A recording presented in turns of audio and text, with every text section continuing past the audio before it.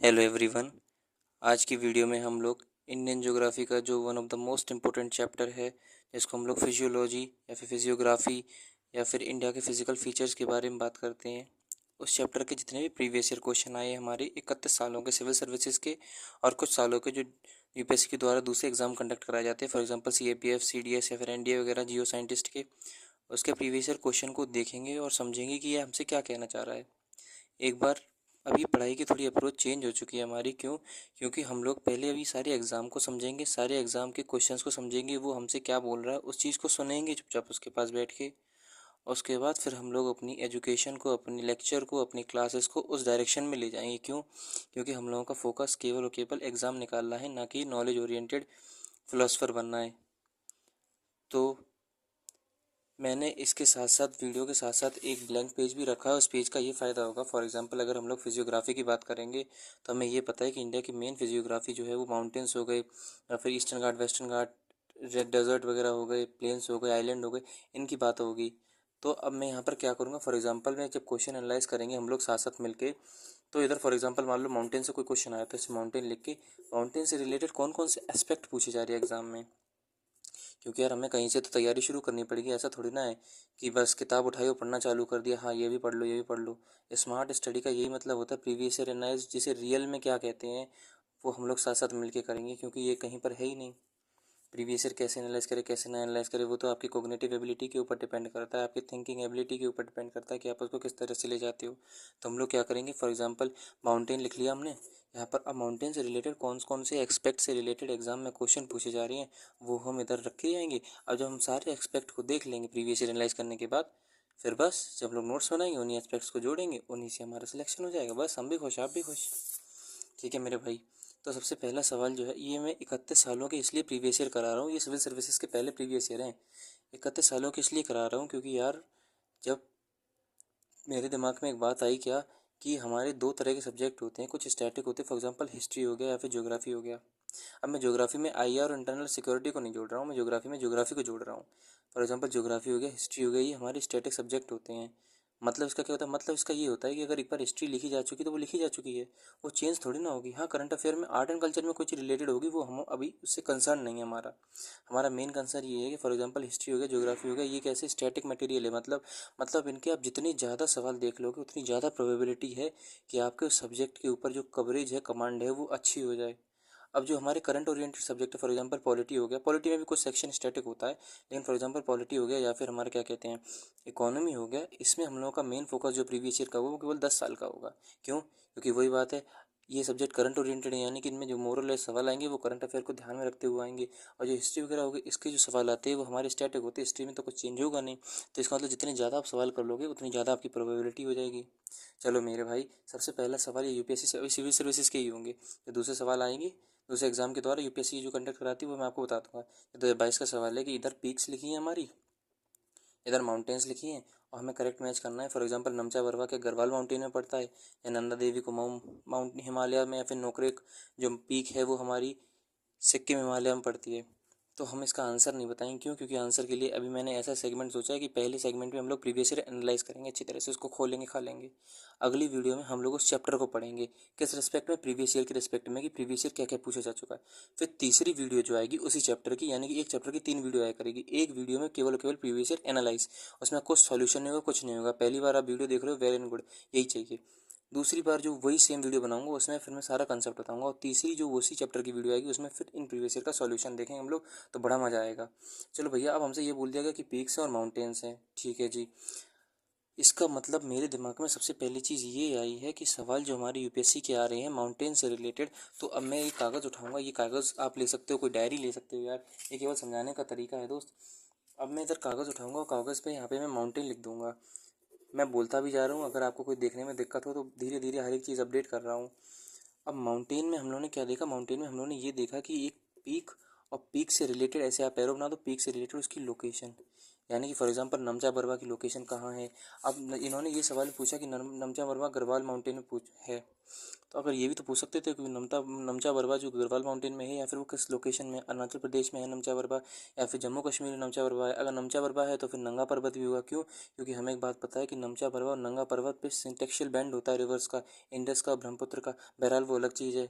यानी कि कुछ कुछ ये पीक्स और उसकी माउंटेन एरियाज पूछे। अच्छा, अगर ये माउंटेन पूछ सकते तो ये भी पूछ सकते हो माउंटेन में कि इस माउंटेन की हाईएस्ट पीक कौन सी। फॉर एग्जांपल गढ़वाल माउंटेन की हाईएस्ट पीक कौन सी, गढ़वाल माउंटेन पे कौन सी घास पाई जाती है, कौन से जानवर पाए जाते हैं, कौन सी ट्राइब पाई जाती है। एक चीज़ मेरे दिमाग में आई। अच्छा, ये इन्होंने पीक पूछा। अच्छा, ये भी वो पूछ सकते थे कि फॉर एग्जांपल नमचा बरवा, नन्दा देवी या फिर नोकरेक वगैरह में क्या है, इनका सीक्वेंस पर लगाओ, नॉर्थ से साउथ क्या इनका सीक्वेंस होगा या फिर साउथ से नॉर्थ क्या होगा। जितनी मैं बातें बता रहा हूँ आप वो दिमाग में रखना, क्योंकि सवाल का स्कोप जो है वो इतना ही है, सीमित है। उसकी रेंज, सवाल की रेंज सीमित होती है ज्योग्राफी में, और वो क्या ही नई चीज़ पूछ लेगा हमसे। अगर ये जो मैं आपको फ्रेम बता रहा हूँ ये आप आगे ध्यान रखोगे, फिर जो माउंटेन से रिलेटेड क्वेश्चन आएगा उसमें देखना सारी अपने पहले से ही थीम्स कवर हो चुकी होंगी, हमें उन्हीं थीम्स के ऊपर पकड़ बनानी, हमारा सवाल हो जाएगा। तो यानी कि वो हमसे पीक, उसकी लोकेशन, और फिर हमसे वो क्या पूछ सकता है, उसके ऊपर कोई पीक पे ट्राइब है कि नहीं है, उसका ऑर्डर लगाओ नॉर्थ से साउथ या फिर साउथ से नॉर्थ। और फिर क्या वो पूछ सकता है हमसे, ये पूछ सकता है कि उसके जो पीक्स वगैरह उसके ऊपर ट्रीज़ कैसी हैं, यानी कि उसके ऊपर वेजिटेशन कैसा है। अच्छा, एक बात तो, अगर माउंटेन्स की बात होगी तो माउंटेन्स के ऊपर पासेस भी तो होते हैं बहुत सारे, यानी कि पासेस की बात कर सकता है, वो ग्लेशियर की भी तो बात कर सकता है मेरे भाई। फॉर एग्जांपल मान लो वो बोल देगा कि सियाचिन ग्लेशियर बताओ कौन सी माउंटेन रेंज में आता है, या फिर सियाचिन ग्लेशियर जो है उससे कौन सी नदी निकलती है, कौन सा नाला निकलता है, सारी चीज़ें पूछ सकता है। यानी कि वो पासेस पूछ सकता है। फॉर एग्जाम्पल जोरजिला पास हो गया, बुरजिला पास हो गया, खारदुंगला हो गया, नाथुला पास हो गया। लोकेशन पूछ सकता है, उनकी लोकेशन क्या है। यानी कि माउंटेन से अभी मेरे दिमाग में केवल इतने सवाल फ्रेम हो रहे हैं। ठीक है, अगला सवाल जरा देखते हैं। अगला सवाल क्या कह रहा है। अगला सवाल हमारा है, ये 2018 का यूपीएससी का सवाल है कि the Barren Island volcano is an active volcano located in Indian territory. अच्छा, ये आइलैंड से रिलेटेड क्वेश्चन है। अब हम लोग पता क्या करेंगे, ये माउंटेन के लिए थोड़ी सी जगह छोड़ के अब हम लोग यहाँ पर एक हेडिंग लिख दे रहे हैं। यहाँ पे हम लोग लिखेंगे आइलैंड से रिलेटेड कौन कौन से क्वेश्चन पूछे गए हैं। ठीक है जी। सबसे पहले तो ये पूछ लिया कि उस आइलैंड के ऊपर वोल्केनो है, उसका नाम है बैरन आइलैंड, वो एक एक्टिव वोल्केनो है जो कि इंडियन टेरिटरी में है। अगला का सवाल क्या है, Barren Island lies about 140 kilometre east of Great Nicobar, यानी कि ईस्ट ऑफ ग्रेट निकोबार के 140। अब दो बातें समझ में आई, आइलैंड से रिलेटेड ये वोल्केनो का सवाल पूछ सकते हैं, और with respect to other location. For example Great Nicobar क्या, अंडमान निकोबार में आइलैंड है कई सारे, उसमें से एक आइलैंड का नाम है ग्रेट निकोबार हो गया, कार निकोबार हो गया, little Andaman, little Nicobar, little Andaman वगैरह, ये सारे वो हैं अंडमान निकोबार के पार्ट। तो ये विद रिस्पेक्ट टू भी पूछ सकते कि ये जो बैरन आइलैंड है ये इससे इतने किलोमीटर ईस्ट में है, वेस्ट में, हमें किलोमीटर से मतलब नहीं, लेकिन अगर हमें मोटा मोटा डायरेक्शन का भी अगर आइडिया होगा कि ईस्ट में वेस्ट में, तो हम लोग कर सकते हैं। फॉर एग्जाम्पल अब तो हमने क्या देखा, हमने ये देखा कि आइलैंड के रिस्पेक्ट में या तो ये उसकी वॉल्केनो के ऊपर क्वेश्चन पूछ सकते हैं, अब वॉल्केनो में भी क्या उसकी लोकेशन पूछ सकते हैं, और लोकेशन प्लस लोकेशन को विद रिस्पेक्ट टू भी पूछ सकते हैं उसकी कोई जगह। अच्छा, आइलैंड में और ये क्या पूछ सकते हैं, अभी और देखते हैं मेरे भाई क्या पूछ सकते हैं। द लास्ट टाइम, सॉरी ये टाइम है, Last time the Barren Island volcano eruption was in 1991 and it remains inactive since then। देखो यार, पहली चीज़ तो ये, अगर ये एक्टिव वोल्केनो है तो इसमें इतना ज़्यादा टाइम नहीं होना चाहिए फटने में। 2018 का सवाल था, यानी कि फ्रिक्वेंटली इरप्शन होता रहना चाहिए। बहरहाल वो हमारा क्राइटेरिया नहीं है, लेकिन हमें यहीं से एक स्ट्राइक मिल जानी चाहिए कि सब ये ऑप्शन गलत हो सकता है।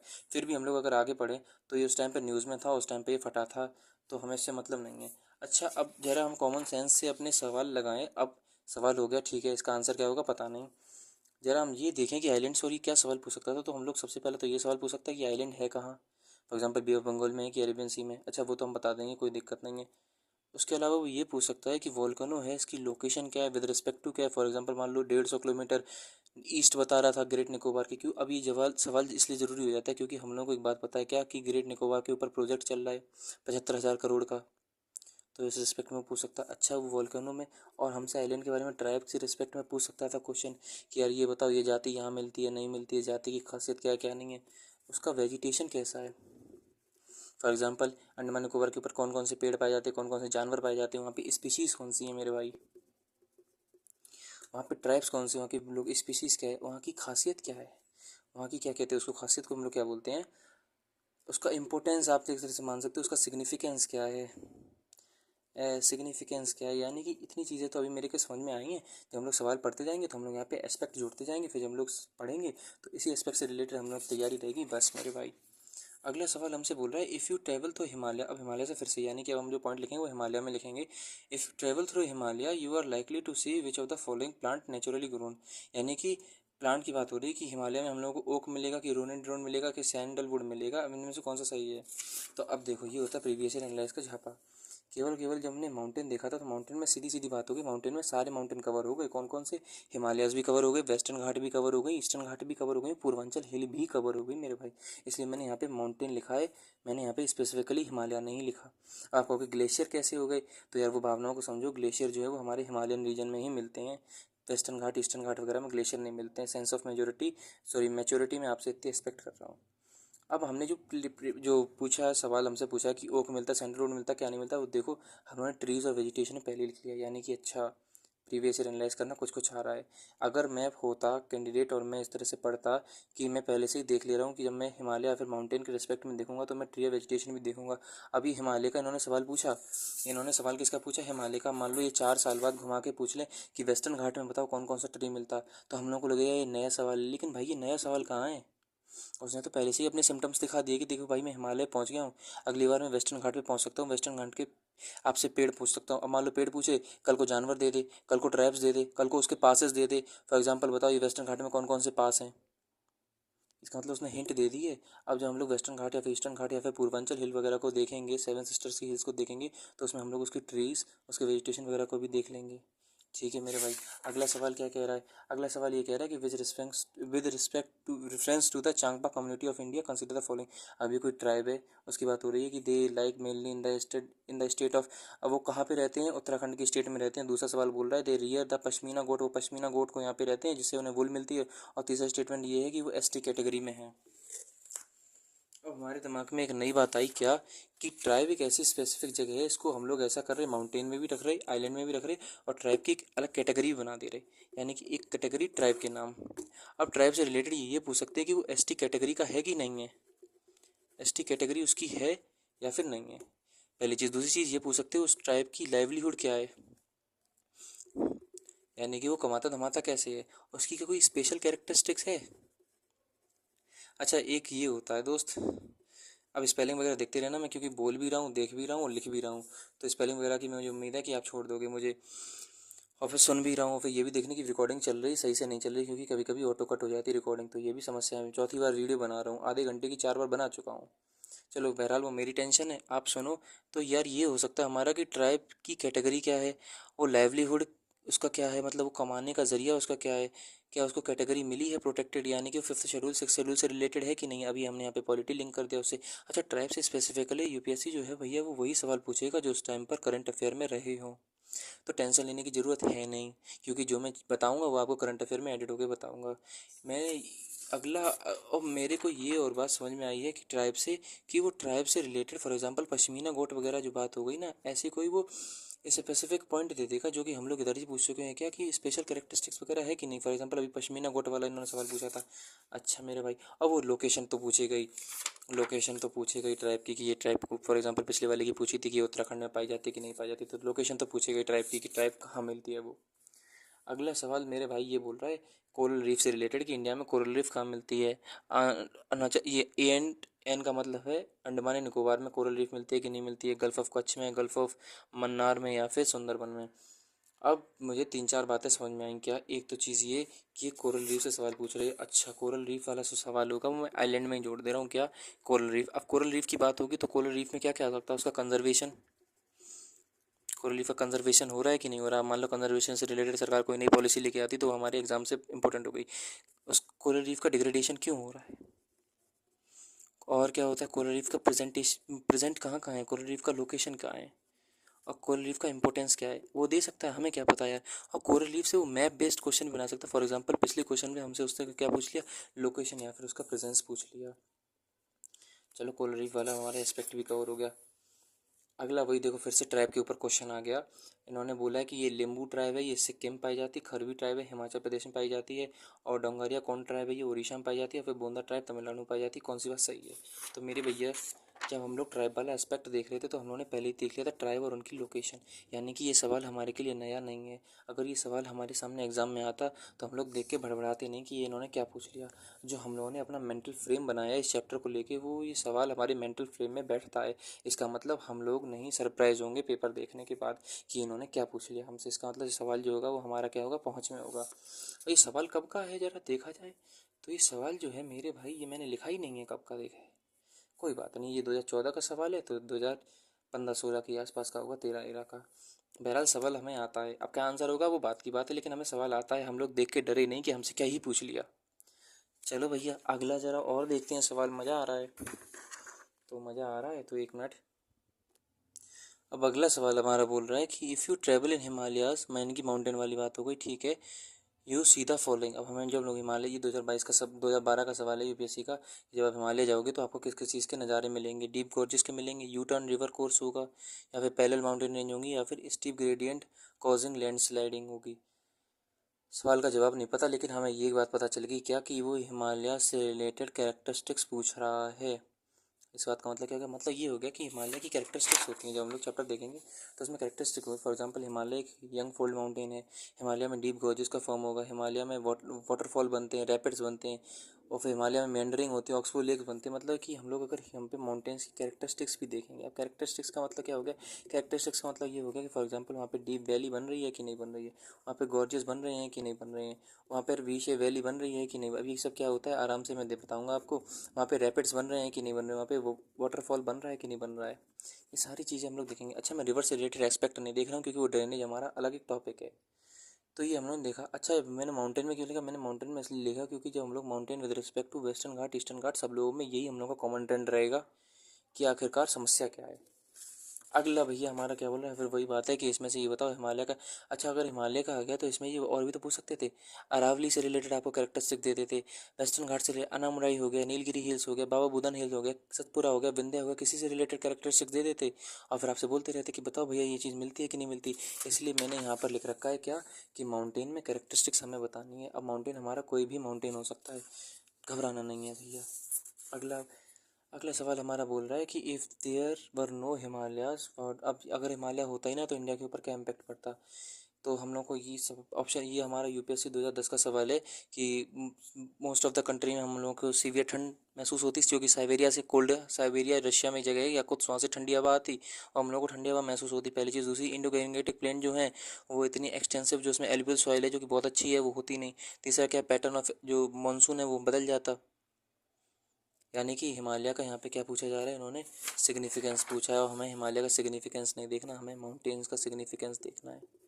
What is the significance of Western Ghat, Eastern Ghat, what is significance of Abor Hill, Mishmi Hill, Naga Hill, ये सारी जितने भी हिल हैं हम मतलब सबका होलिस्टिक व्यू लेके चल रहे हैं, ठीक है यार, कि हम लोग को हिमालय से सीमित नहीं रहना है। अगला हमारा बोल रहा है which are the following place is Shompen tribe found.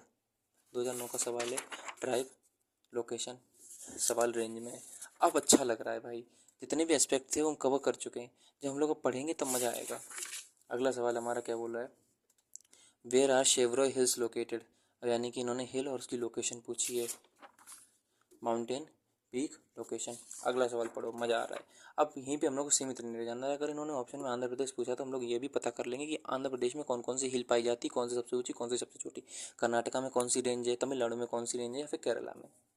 अगला मेरे भैया क्या सवाल है, in India red panda are naturally found in western Himalayas only.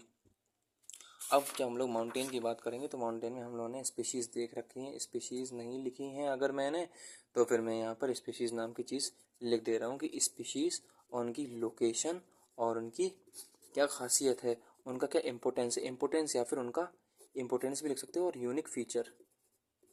यानी कि जब हम लोग स्पीशीज़ को देखेंगे तो हमारे दिमाग में ये चीज़ आनी चाहिए कि उसकी लोकेशन क्या है, उसकी इंपॉर्टेंस क्या है, उसका यूनिक फीचर क्या है, उससे रिलेटेड कौन सी ऐसी बात है, उस स्पीशीज़ में ऐसा क्या खास है जो कि हमारे पेपर में पूछा जा सकता है हमसे। और फिर अगला हमारा बोल रहा है in India slow loris lives in the dense forest in Middle East, ठीक है। अगला सवाल बोल रहा है कि which of the following is incorrect. 2005 का सवाल है UPSC. Western Ghat are relatively lower than normal in normal region, मतलब नॉर्दर्न जो रीजन है वेस्टर्न घाट की, नॉर्दर्न रीजन में छोटी है, सॉरी लोअर है हाइट उनकी, और जैसे आप साउथ की तरफ बढ़ते जाओगे वो ऊंची होती जाएंगी।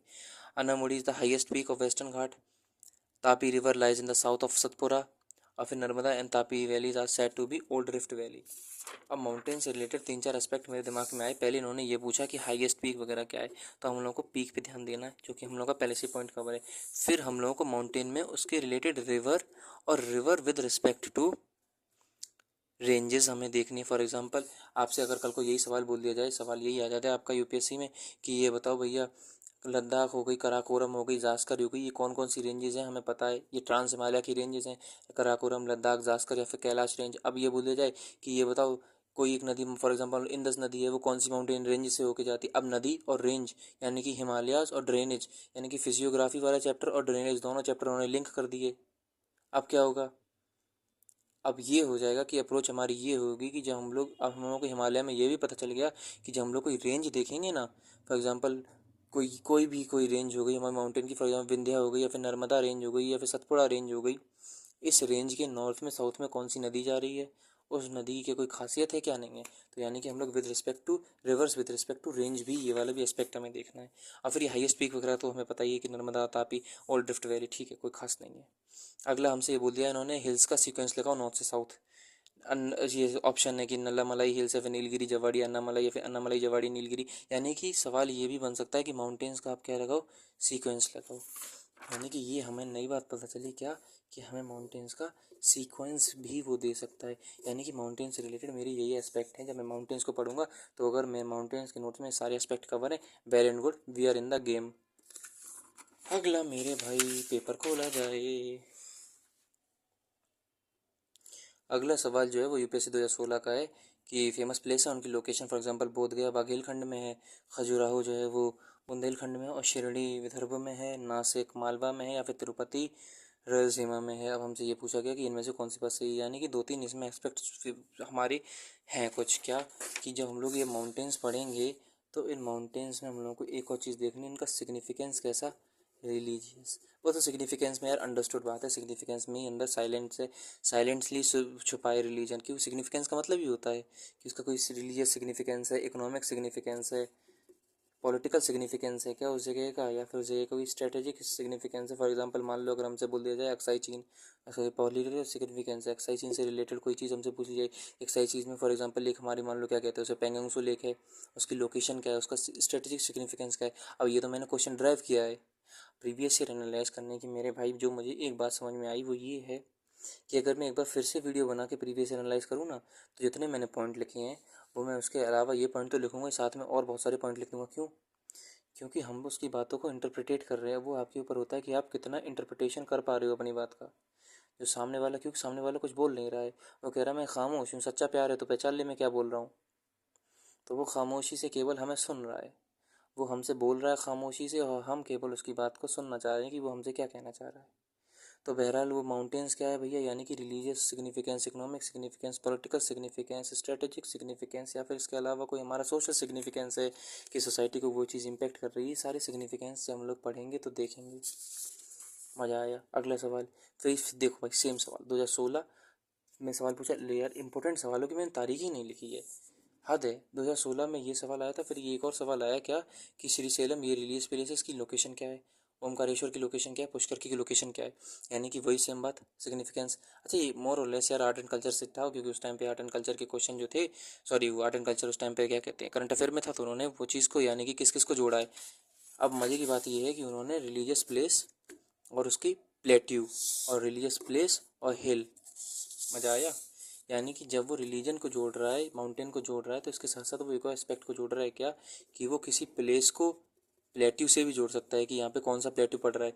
वो किसी प्लेस को रिवर से भी जोड़ सकता है कि मान लो किस रिवर के ऊपर है, किस रिवर के ऊपर नहीं है, किस नदी के किनारे है। वो किसी को उसकी हिल या फिर माउंटेन के ऊपर भी, हिल के ऊपर भी जोड़ सकता है। फॉर एग्जाम्पल मान लो जो एक है माउंट आबू है, माउंट आबू जो है वहाँ पर जो जैन कम्युनिटी के लोग हैं उनका बहुत ऑस्पिशियस मंदिर है।